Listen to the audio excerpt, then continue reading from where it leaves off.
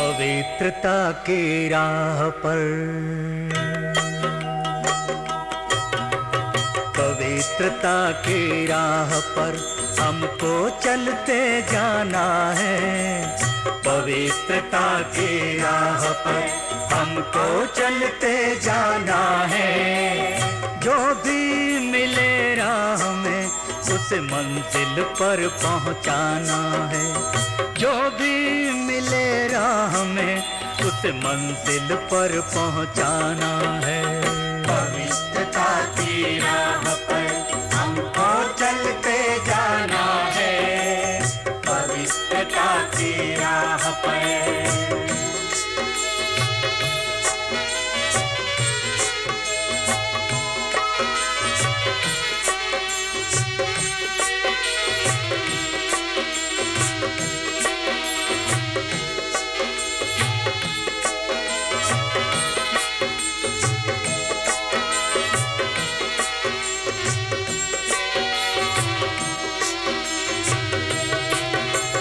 मन में हो शुद्धता, दृष्टि निर्विकारी हो। मन में हो शुद्धता, दृष्टि निर्विकारी हो। सबको पावन करना यही भावना हो। सबको पावन करना यही भावना हो। परम पिता का ये संदेश, परम पिता का ये संदेश सबको यही सुनाना है। पवित्रता की राह पर हमको चलते जाना है। पवित्रता की राह पर हमको चलते जाना है। जो भी मिले राह में उसे मंजिल पर पहुंचाना है। जो भी मिले राह में उसे मंजिल पर पहुंचाना है। पवित्रता की राह पर हमको चलते जाना है। पवित्रता की राह पर।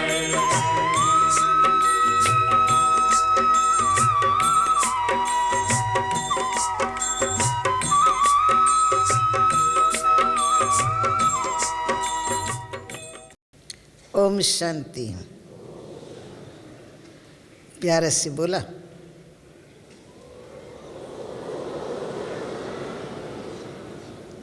फिर से बोलो। फिर से बोलो।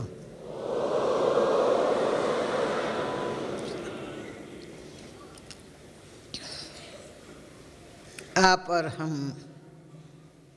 इसी निश्चय में रहते हैं कि हम सभी शांति स्वरूप आत्माएं हैं और शांति के सागर पिता की संतान,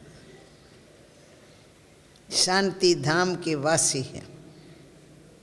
तो जब है ही हम शांति धाम के वासी, तो पाठ में आएंगे तो शांति साथ में ही रहेंगे। चलते चलते कर्म क्षेत्र पर जब हम अपना कर्म करते हैं तो चलते चलते अनेक आत्माओं के संग में आकर के फिर हम देवमान में आ जाते हैं। अपना स्वधर्म स्वस्वरूप भूल जाते हैं। फिर हमारे को माया का घेराव लग जाता है। घेराव में आके कभी कभी सुकर्म के बदले विकर्म भी बन जाते हैं। तो अभी हमको इस स्मृति को पावरफुल बनाना है। इतना पावरफुल बनाएं जो हर वक्त अंदर ही अंदर ये चिंतन चलता रहे। जैसे भक्ति मार्ग में राम राम का चिंतन चलता है बहुतों का, बोलते भी रहेंगे, काम भी करते रहेंगे, फिर भी राम राम राम राम ऐसे बोलते रहेंगे। हमारा तो है ही अलग, तो है ही नहीं। हमारा ही स्वधर्म, हमारा ही स्व का पिता है, आत्माओं का पिता है। वही शांति का सागर, अथॉरिटी बहुत बड़ी। और शांति धाम भी हमारा अपना धाम है, जहाँ हम सब शांति चित्त अवस्था में थे। ओरिजिनल अवस्था को बार बार स्मृति में लाना जरूरी है, क्योंकि फिर से हमको ओरिजिनल अवस्था में जाना है। हम आए हैं, कर्म कर रहे हैं, परंतु चक्कर पूरा हो गया, अब वापस आने की घड़ियों में पहुंच गए। ये अंतिम टाइम है, अंतिम जन्म है, घर वापस जाना है। तो क्या तैयारी करें?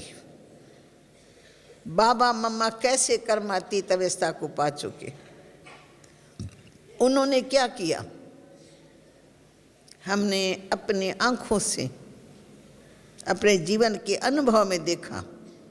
साथ साथ बच्चे ही थे, बाप बच्चों का जैसे एक घर के अंदर रहना। बाबा कोई हमारा गुरु तो नहीं था, बाबा तो बाबा था। बाबा ने तो हम बच्चों को अपना बना के रख दिया अपने साथ में। तो हर वक्त हर टाइम हम बाबा के साथ ही रहते थे। चाहे हम यज्ञ की सेवाएं करते हैं तो उसमें भी बाबा मामा को देखते थे, वो हमारे अंग संग आते जाते रहते हैं। भंडारे में भी चक्कर लगाएंगे, सब्जियां काटने में बैठेंगे तो बाबा तो ले करके लाठी बाबा के हाथ में, और बाबा की हम गद्दी लगा देते थे, चौकी एक, उसमें आके बैठ जाते थे लाठी बाबा के बाजू में, क्योंकि रोज़ बाबा सैर कराने ले जाते थे। पूरी दिनचर्या में हम बाबा के साथ साथ थे। बाबा सब्जी काट रहे तो हम भी काट रहे हैं, हम रोटी पकाने जाते तो बाबा वहाँ आ जाता है, कहते हैं मैं पकाता हूँ। सभी बच्चे छुराते हैं, कहते हैं नहीं नहीं, यज्ञ की सेवा मैं नहीं करूँगा क्या, बच्चे छोड़ो, बाबा पकाएंगा, गोल गोल रोटी पकाऊंगा, मैं सबको खिलाऊंगा। यानी हम देखते थे बाबा ने अपने कर्मों से भी हमको सिखाया, यज्ञ सेवा करके करके करके बहुत प्यार सिखलाया कि यज्ञ की सेवा का कितना महत्व है और किस स्थिति में तुमको काम करना है। फिर एकानामी का टाइम था तो बाबा ने एकानामी से काम करना सिखलाया, जरा भी वेस्ट न जाए। धनिया होते हैं ना, धनिया काटते हैं तो हम जो अच्छा अच्छा होता है वो काट करके बाकी सब डंडियाँ बंडियाँ छोड़ देते हैं। बाबा कोई भी बात छोड़ने नहीं देता था, साफ सुथरा करके जो अच्छी चीज़ है वो ले लो, गंदी चीज़ को छोड़ दो, अच्छी चीज़ का एक पत्ता भी इधर नहीं होना चाहिए। तो बाबा खुद अपने हाथ से काट करके हम लोगों को सिखाते थे। कितना कितना समय बैठते थे वो तो मैं कह नहीं सकती हूँ। कर्म योग का एक्यूरेट पाठ, यज्ञ की हर सेवा में बाबा का साथ था। इसलिए बाबा के कर्म से हम ये सीखे कि देही अभिमानी होके कर्म कैसे करना चाहिए। कैसे बाबा अज्ञान काल में भी देखा, जैसे शारदा बहन ने आपको बताया, क्योंकि लौकिक में मेरे घर के पास में बाबा का घर था, तो इसलिए मैंने बाबा को लौकिक जीवन में भी देखा। कितना शानदार आदमी, कैसा परिवार था, बहुत मकान अच्छा बढ़िया था, ज्वेलर था कलकत्ते में। और फिर बाबा जब घर में रहता है तो बाबा का घर में भी जैसे कोई राजा रहा पड़ा है। बच्चों से प्यार, कभी लाइफ में बाबा ने क्रोध नहीं किया होगा। क्रोध क्या चीज़ है वो बाबा के लाइफ में नहीं था। कभी स्त्री नहीं ये कहेंगे कि आज बाबा मेरे से नाराज़ हुआ या मैं बाबा से आज नाराज़ हो गई, बाबा ने ये काम किया, बाबा ने हमसे पूछ के काम नहीं किया। स्त्री भी 100% बाबा के कर्म धर्म से सेटिस्फाई थी और बाबा भी उनसे सेटिस्फाई था। बाबा की 2 बहुआं थी साथ में, फिर पोतरे दोतरे तो होते ही हैं, सबके साथ पर बहुत प्यार का स्वरूप था। ये तो बाबा को भी पता नहीं था कि इतना मेरा प्यार है पोतरों में, मोह है, प्यार क्या कहें, मोह ही कहेंगे। परंतु शिव बाबा का बनने से 1 सेकंड में बाबा नष्ट मोह हो गया। क्यों नष्ट मोह हुआ? क्योंकि शिव बाबा को हो गया निश्चय बुद्धि। 1 सेकंड में, 1 सेकंड में बाबा का सारा झारा अलग हो गया, बाबा अलग हो गए, सब बातें छूट गई, मेरा तेरा सब छूट गया। बाबा ने धंधे को भी 1 सेकंड में छोड़ दिया। एक साक्षात्कार हुआ पहला, शुरू का, विष्णु का स्वरूप देख करके, विष्णु के मुखारवंत से समझो इशारा मिला कि अहम विष्णु तत्त्वम। तत्त्वम कहते ही बाबा के लाइफ में चेंज आ गई। बाबा देख रहे कुछ नई नई शक्तियाँ मेरे अंदर इमर्ज हो रही है। फिर बाबा की दृष्टि में इतनी शक्ति आ गई कि वहाँ बाबा गीता का ज्ञान सुन रहा है, सुनते सुनते ध्यान में गया था। 1 सेकंड में ही से बाबा ने उसको विष्णु का साक्षात्कार करा के, विष्णु लक्ष्य है, बाबा को बनना है फिर से विष्णु, इसलिए विष्णु का आकार दिखा करके उसको तत्त्वम का ऐसा वरदान दिया जो बाबा बिल्कुल ही बदल गया। फिर बाबा की आंखों में भी इतनी शक्ति थी।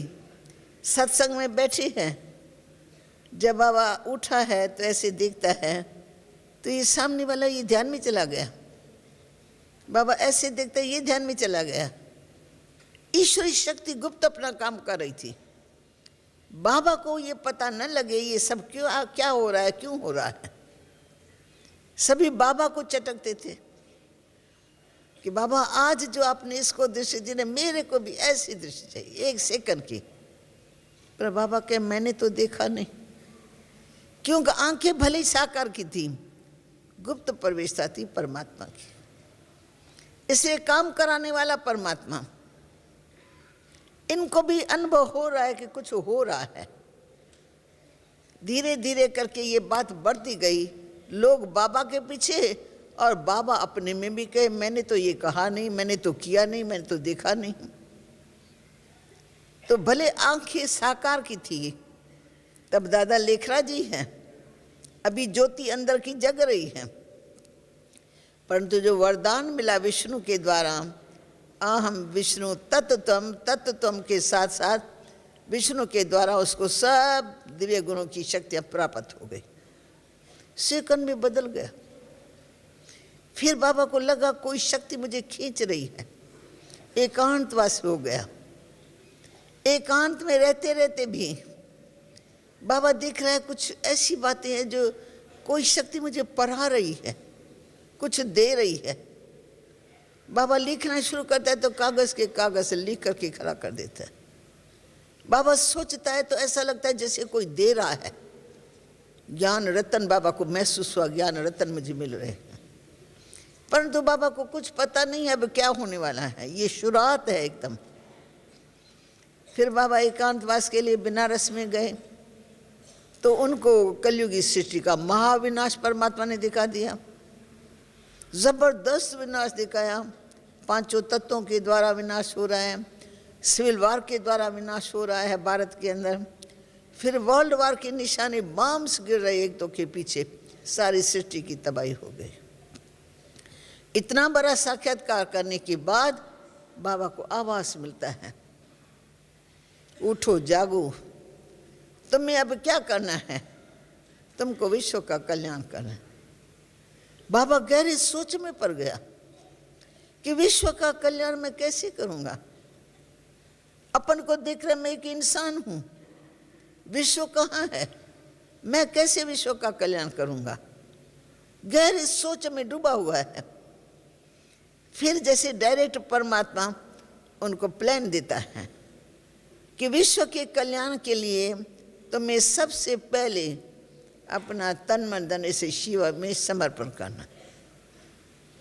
ऐसा समर्पण कर दिया बाबा ने, सारा फटाफट कलकत्ते में गया। इतना बड़ा ज्वेलर, राजाओं रानियों में मान उसको प्राप्त है, सबको पता है लकीराज बाबू। और आज इस सेकंड में उसे धंधे को समाप्त करके फिर बाबा हैदराबाद सिंध में आए। घर वालों की ताकत नहीं जो बाबा से पूछ सके कोई क्या किया, क्यों किया। अभी तो बच्चे बैठे थे शादी करने लायक, एक बच्ची ने शादी की थी, बाकी तो थे ना बाबा के। वो आद मध्य अंत का कुछ भी सोच नहीं, जो इशारा मिला वो मुझे करना है। तन मन धन सब कलकत्ता से आने के बाद आलमेटी के इशारे पर कन्या माताओं की ट्रस्ट बना के उनके नाम पर सब समर्पण कर दिए। हाथ खाली हो गए और सारा परिवार राजी। स्त्री राजी हो जाए तो भी कोई बड़ी बात नहीं है, पति को साथ देना ही पड़ता है स्त्री को। पर उनकी दोनों बहुआं बड़े घर की, करोड़पति घर की, वो भी फट से मान गई कि बस जो आपको ईश्वर का इशारा है वो हमें भी मंजूर है। सारी मिल्कियत को, मकान वगैरह, ज्वेलर था बहुत, सारा धंधा अब समाप्त किया था, सब कन्याओं माताओं की ट्रस्ट बना के उसके नाम पर बाबा ने कर दी। और ईश्वर का इशारा मिला, अब तुमको ज्ञान यज्ञ रचना है। पहले कभी रचा नहीं, ये ब्राह्मण तो है नहीं जो यज्ञ रचे। कौन सा यज्ञ रचना है, ये एक थोड़ी प्लान बाबा के पास था। वो तो गृहस्थी आदमी, बाल बच्चेदार, ज्वेलरी का धंधा करने वाला, राजाओं ने मेहमान, वो क्या जाने इन बातों से। परंतु जैसे जैसे ईश्वर का इशारा मिलता गया तो शक्ति भी बाबा देता गया, बुद्धि भी देता गया। दिव्य बुद्धि और दिव्य दृष्टि, दो चीजें बाबा को प्राप्त हुई। दिव्य दृष्टि में साक्षात्कार किया, विष्णु चतुर्भुज का साक्षात्कार, फिर विनाश का साक्षात्कार, फिर सत्युग कैसे आने वाला है, कैसा सत्युग होगा, वो सुंदर नजारा भी परमात्मा ने उसको दिखा दिया दिव्य दृष्टि में। और इशारा दिया, अब तुमको ऐसा सुखमय संसार बनाना है। कैसे सुखमय संसार बनावे, उसके पास तो कुछ प्लान है ही नहीं। सुखमय संसार बनाने के लिए क्या क्या करना पड़ेगा। एक मकान बनाना होता है, उसका तो सबको अनुभव होता है, भाई ये मटेरियल चाहिए, सीमेंट भी चाहिए, तो लोहा भी चाहिए, तो फलाना भी चाहिए, फलाना भी चाहिए। पर सुखमय संसार बनाना है, मनुष्यों के हृदय का परिवर्तन करना है, ये काम कभी बाबा ने किया था क्या? परंतु उसको रथ बनाना था, उसको निमित्त बनाना था, तो निमित्त बनाने वाला शिव बाबा, करण कराना है, पर इनके द्वारा कराता है। तो इनको बुद्धि कौन देगा? दिव्य दृष्टि तो शिव बाबा ने दे दी, सतयुग का नजारा भी दिखा दिया और कहा ऐसा सुखमय संसार तुम्हें बनाना है। अब बनावे कैसे? तो ज्ञान योग की शक्ति भी डायरेक्ट परमात्मा ने दी। बाबा फील कर रहा है, मुझे कोई शक्ति पढ़ा रही है, मुझे कोई शक्ति ज्ञान सुना रही, मैं ज्ञान सुन रहा हूं। बस बाबा तो इतना बदल गया, कब मैंने दादा लेखराज के रूप में देखा, परिवार में देखा, शादी कराई बच्चे की वो देखा, बच्ची की शादी कराई मैंने अपने आंखों से देखी, बहुत शानदार ढंग से कराई, पर सात्विक ढंग से। फिर जो परिवर्तन आया तो शादी की तो बात ही खत्म हो गई। कलयुग की शादी तो बाबा कराता ही नहीं है। सच्चा सच्चा ब्रह्मा बाबा को बाबा ने ऐसा बनाया कि तुमको आत्माओं की सगाई परमात्मा से करानी है। देह की शादियों का तो कैंसिल हो गया, सारा सौदा ही कैंसिल हो गया। फिर बाबा को हम देखते जैसे मकान के अंदर कोई फरिश्ता घूम रहा है। बाबा का ऊपर में चढ़ना, नीचे आना, फिर सत्संग के बीच में आके बैठना, इतनी पावरफुल दृष्टि, इतना बाबा का चेहरा चमकता था, मस्तक चमकता था, नैन चमकते थे, बोल में पावर, निर्भयता की शक्ति साथ में थी बाबा की। क्यों? ज्ञान नया निराला। लोगों तो खिंच गए बहुत, पर खिंचने के बाद रिजल्ट क्या निकली? इतना बाबा खींच लिया उन्हों को, जो माताओं कन्याओं को जो बाबा ने डायरेक्शन दिया, फटाफट ब्रह्मचर्य का पालन करना, सत्य का संग करना, अन्न की शुद्धि। अब घर गृहस्थ में रहने वाली माताएं अन्न की शुद्धि कैसे रख सकती है? पति मीट खाता है, पत्नी इधर आ गई है, पति कहेंगे बना करके दो, और पत्नी कहेंगी अब मैं क्या करूं, मैं तो बाबा की बन के मैं ये काम नहीं कर सकती। तो घर घर में झगड़ा शुरू हो गया। वो टेबल पर बैठ के वो खाता है, ये नहीं खाती है, तो झगड़ा शुरू होगा ना। तो बाबा का ज्ञान ही ऐसा था जिसमें जितना ज्ञान मिला, जितनी शक्ति मिली, जितना हमारे जीवन का परिवर्तन हुआ, उतना ही झगड़ा चालू हो गया। परिवर्तन से झगड़ा चालू होता है। आप जैसे कि वैसे अन्य सत्संगों के माफिक जाते आते रहो तो कोई झगड़ा थोड़ी है, पर झगड़ा तब है जब हम बदलते हैं, जब उन संस्कारों में हम नहीं चलते हैं। तो घर वाले सब सोए रहे और हम कहेंगे हम उठ करके योग करेंगे। अब कौन, बिजली भी नहीं जला सकते हैं, डर के मारे बिजली जलाएंगे तो रजियां मारेंगे। योग में भी बैठना है तो कहाँ जाएं, सर्दी हो गर्मी हो, छत पर जाकर के योग लगाओ। खाना हमको अपने हाथ से खाना है तो चलो 2 रोटी पकाओ, सब्जी नहीं तो अचार, अचार नहीं तो दही डाल करके खा लो, बस खत्म। मुख से बोलना नहीं। वो देने के लिए तैयार नहीं रहेंगे, कहेंगे तुमने बदली किया ना अपना, हम तो यही पकाएंगे, देगरा एक चलेगा, चाहे खाओ चाहे ना खाओ। फिर उनको तरस थोड़ी रहता है, हम अपने उसमें होते हैं तो तरस भी नहीं पड़ता। एक नई चेंज आ गई, सवेरे सवेरे उठना, योग करना, फिर सवेरे सवेरे सत्संग में भागना। लोग कहते इनको को क्या हुआ है? ब्रह्मा कुमारी सत्संग तो नाम नहीं था, वो मंडली में जाती है, क्या हुआ इनको? जब कोई पूछे तब तो हम बताएं ना। घर वाले तो कहते पता नहीं इनको कोई जादू लग गया है। सारी दिनचर्या इनों की चेंज है। तो सारी बातों का प्रभाव पब्लिक के ऊपर ऐसा पड़ा जो सुलटे के बदले उल्टा। हम सुलटे हो रहे, वो उल्टे हो रहे। हम बदल रहे हैं, हमारी जीवन को देख करके वो और उल्टे हो रहे हैं, पता नहीं इनको क्या हो गया। इसलिए मार पीट, कोठियों में बंद करना बहुत बड़ी चरित्र है। पर बाबा के अंदर शिव बाबा की शक्ति ऐसी थी जो बाबा ने हम बच्चों को भी निर्भय बनाया। बच्चे ये तो सब होगा, तुम्हें सहन करना है, बस विजय तुम्हारी हुई पड़ी है। तो सहनशीलता की शक्ति बाबा के द्वारा मिली। मार तो खूब अच्छी तरह से खाते थे, गालियों की तो बात ही नहीं कुछ हो। उठते भी गाली तो सोते भी गाली तो खाते भी गाली। गालियां खाते रहते थे, भोजन भी खाते रहते थे। हम नहीं वो गाली को फील करते थे, क्यों? बाबा ने पहले पाठ पक्का करा दिया। बच्चे भगवान का बनना माना गाली खाना। बाबा भी खा रहा है ना, तुमको भी खानी पड़ेगी। फिर हम पक्के हो गए, ठीक है हमको खानी पड़ेंगी। पहले फील होता था कि मेरी माँ होकर के मुझे गाली देती है, मेरी माँ मुझे जानती है तो भी ऐसे बोलती है, दुख होता था। जब बाबा ने कहा बच्चे ऐसा होगा, बुद्धि उल्टी हो जाएंगी उन्हों की, तुमको हर प्रकार से, कोई बच्ची मर भी सकती है इसमें धर्म के स्थापना के काम में। फिर हम निर्भय हो गए, मारने के लिए भी डर नहीं, गालियों का तो सवाल नहीं। परंतु जब बाबा के पास एक वक्त बुखरा दिखा तो हमारी आत्मा की बैटरी चार्ज हो जाती है। खुशी का एकदम इतना भरकर की आती है कि मार मिलती रहती है, हमको लगती नहीं है। खाना नहीं मिलता है तो भी नहीं लगता है। 6-6 दिन कोठियों में बंद किया होगा तो भी हमको फील नहीं होता है, क्योंकि हमको अंदर में खुशी थी, हमको भगवान बाप मिल गए। फीलिंग आती थी, पता नहीं था शिव बाबा आता है। शिव बाबा का नाम निशान नहीं था, पर ईश्वरी शक्ति तो वही थी ना। भले नाम का पता नहीं था, क्योंकि शिव बाबा ने आते ही परिचय अपना नहीं दिया, गुप्त में काम शुरू कर दिया। तो हमको ऐसा लगता था हमको भगवान मिल गया।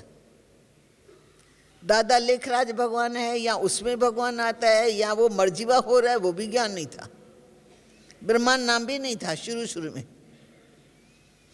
फिर धीरे धीरे धीरे धीरे बाबा का कार्य इतना बढ़ता गया, जो बरस के अंदर ही हमारे पेरेंट्स ने जो कुछ हमारे साथ किया, उन सब के बारे में माफ़ी मांगी कि अच्छा तुम क्या चाहते हो, हम आपको छुट्टी देते हैं। छुट्टी दी। तब से लेकर के लगातार 10-12 साल हम कराची में बाबा की ईश्वरी पालना के अंदर रहे। माता पिता के रूप में बाबा ने, मम्मा ने खूब अच्छी तरह से हमारी पालना की। ज्ञान योग से श्रृंगारा, उठते बैठते दृष्टि से प्यार, मुख से प्यार, चलते फिरते आओ बेटी आओ बेटी, अरे बेटी बेटी करके गले लगा के इतना बाबा रूहानी प्यार देता था। सारा संसार भूल गए। 12-14 साल हम कराची में रहे, हमें पता नहीं तो शहर में क्या हो रहा है, कराची कैसी होती है, हमको देखना तो चाहिए। हम बंधन में क्यों आए हैं? हम ईश्वरी गोद में हैं। गोद का सुख लेते थे। बाबा हमको समुद्र के किनारे पर ले जाता था, 2-3 बसें थी अपनी, समुद्र के किनारे पर। बाबा कहते समुद्र के सामने बैठ के बच्चे, समुद्र के सामने शिव बाबा से रूह ध्यान करो, भगवान से बातें करो, आत्म अभिमानी स्टेज में रहो। तो समुद्र के किनारे पर रेती के ढेर लग जाते हैं, वहाँ अलग अलग बैठ करके एकदम जैसे कोई पंछी बैठे हुए, वाइट वाइट वाइट वाइट। तो दिनचर्या में बाबा ने सब कुछ घुमाया फिराया, अच्छे अच्छे भोजन बनवा करके खिलाया। यज्ञ की पूरी सेवा हम सब बच्चे मिल करके करते थे। बर्तन मांजना भी हमारा काम, तो झाड़ू लगाना भी हमारा काम। मकान बनाते थे तो हम सब मिल करके उस मकान को बना लेते थे। कोई भी काम ऐसा नहीं, 14 साल यज्ञ के अंदर रहे, पर यज्ञ को अपना एकदम घर समझ के सब काम करते थे। देवमान बड़े बड़े घरों की लड़कियां जिन्होंने कभी काम नहीं किया, नौकर चाकर सबके घर में, पर भगवान के बन गए ना, तो ये बात ही नहीं रही। जो बाबा मम्मा ने कहा सो हम बच्चों ने किया। तो चमत्कारी लाइफ। योग में बाबा बैठे हैं, मम्मा बैठे, दोनों योग करा रहे। ऐसा लगता है सारी रात योग कर रहे हैं, थकावट नहीं है। दृष्टि से आत्मा की बैटरी चार्ज हो रही है। रात्रि को 12 बजे से लेकर के सुबह को 5 बजे तक एक बड़े हाल में हम योग करते थे। मम्मा भी बैठी है, बाबा भी बैठा है, दृष्टि ऐसी पड़ रही है जैसे फुहारे पड़ रहे, और हम सब सामने दृष्टि लेते रहते हैं। प्रेम, आनंद, शांति, सुख सब महसूस करते हैं। इसलिए सारी रात में नींद नहीं आती थी, जागती जोत। सुबह को जाते थे 5 बजे के बाद, भाई चलो थोड़ा लेटे पेटे, तो नींद नहीं, जागती जोत। थोड़ा फ्रेश होने के लिए लेट जाएंगे, फिर नहा धो करके फिर 6:30 बजे क्लास। तो क्लास भी सुबह का रोज, रात का क्लास रोज, शाम का मेडिटेशन योग रोज, और इसके साथ साथ यज्ञ की सारी सेवाएं, सिलाई करना, बुनाई करना, जो भी यज्ञ घर के काम होते सब काम हम खुद करते थे। नौकर चाकर का कोई सहारा नहीं। बड़ी मुश्किल से कोई ऐसा काम होगा डिफिकल्टी तो, नहीं तो हम सब कन्या माताएं आश्रम के अंदर रहने वाले। भाई अलग रहते थे, हम अलग रहते थे। तो मम्मा बाबा की पालना में जिगरी पालना, प्यार तो इतना लौकिक में तो कभी कर ही नहीं सकता कोई। ये तो रूहानी प्यार है ना। आओ मीठे बच्चे, आओ प्यारे बच्चे, बस ऐसे करके गले लगा के एकदम ले जाता था, शिव बाबा के पास ही पहुंचा देता था। फिर हमारे दिल नहीं करती थी कि हम इनके बाद बाबा के गोदी ले करके फिर जा करके हम खाएं पिएं, बाहर मुक्ता में आ जाए, नहीं। इतना शांति का, शक्ति का स्टॉक मिल जाता था, जा करके अपनी रजाई डाल करके अंदर ही अंदर उसे सुख में रमन करते थे। आ गई है तो ये सोफा चेंज करना पड़ेगा ना। अच्छा भले, तो कुछ देखो आप सबका योग बल कुछ काम कर रहा है। दादी जान के कि कल तो तबीयत ठीक नहीं थी 2 दिन, परंतु अभी अभी इसने बताया दादी जान की मिलने के लिए आ रही है। अब सबका संकल्प काम करता है। सबने याद किया होगा नहीं?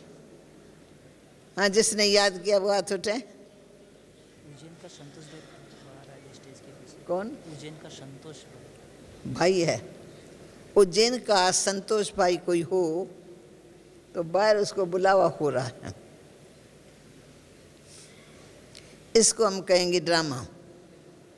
जो हमारे मन चित्त में नहीं, जो आपके मन चित्त में नहीं, मैं आके बैठी हूँ, निसंकल्प होके बैठी हूँ।